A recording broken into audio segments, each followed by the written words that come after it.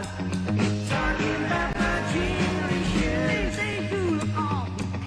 Talking about my generation, if I die before I get old. Talking about my generation. Welcome to Hotline TV, everybody. I'm John Mercurio. And I'm Amy Walter. In an interview on Fox News, Barack Obama started something of a generational battle with Hillary Clinton, saying she's been fighting the same fight since the 60s.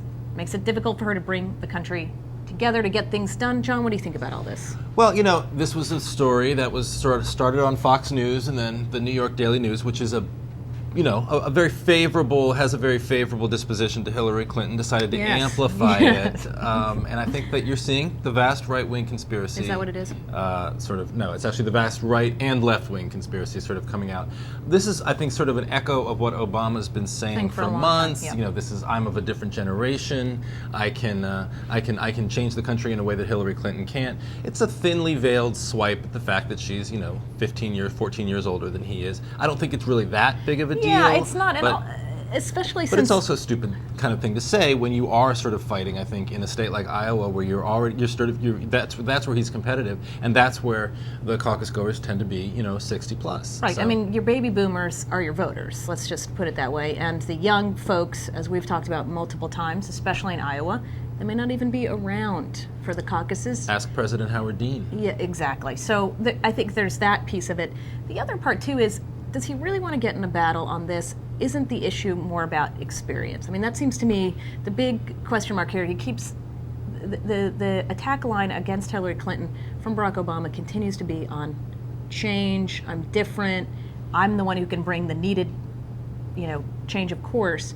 When what Democratic primary voters are the most concerned about right now about him is his experience. And you're not making that case by saying, well, she's been around too long. Right. So I don't know if that makes makes it. And you're also you're also attaching the Democratic Party back to sort of the battle days of the 60s, right? With the anti-war and the... Well, in a Democratic primary, I don't think that's necessarily a bad thing. He's making it sound like a bad thing. Between she has had a few sort of examples over the past couple of weeks that I think have contributed to his ability to make this kind of claim. The Woodstock Museum that the Republicans have been making a big deal about, something that sort of tied her to the 60s in a way that he isn't. So, but on the other, but not to flip-flop, because I sound like I'm taking both sides of the issue, and I don't want John Edwards putting together some sort of web video on me taking all sorts of I've already different made positions. one. You haven't seen it on YouTube? No, it's not pretty yet. good. I'll go take a look. Awkward, but. Bit. I think she is what she is. She just turned 60 years old. She raised, $5 million off the fact that it was her birthday, and there's nothing that any of them can do about it. It's for him, I think, to sort of walk the sort of delicate path between actually making fun of her for being older than he is and talking about generational divide. Right, but more importantly, it is trying to say you can't keep doing the same old things and expect that we're going to end up with a different result. I think that would be fine if he could make the case that there is a different result from that. So we're back to where we started, as we always are. We come full circle here at Hotline TV. Important. All right, well, that's all we have for you today. But you can catch us here tomorrow on Hotline TV.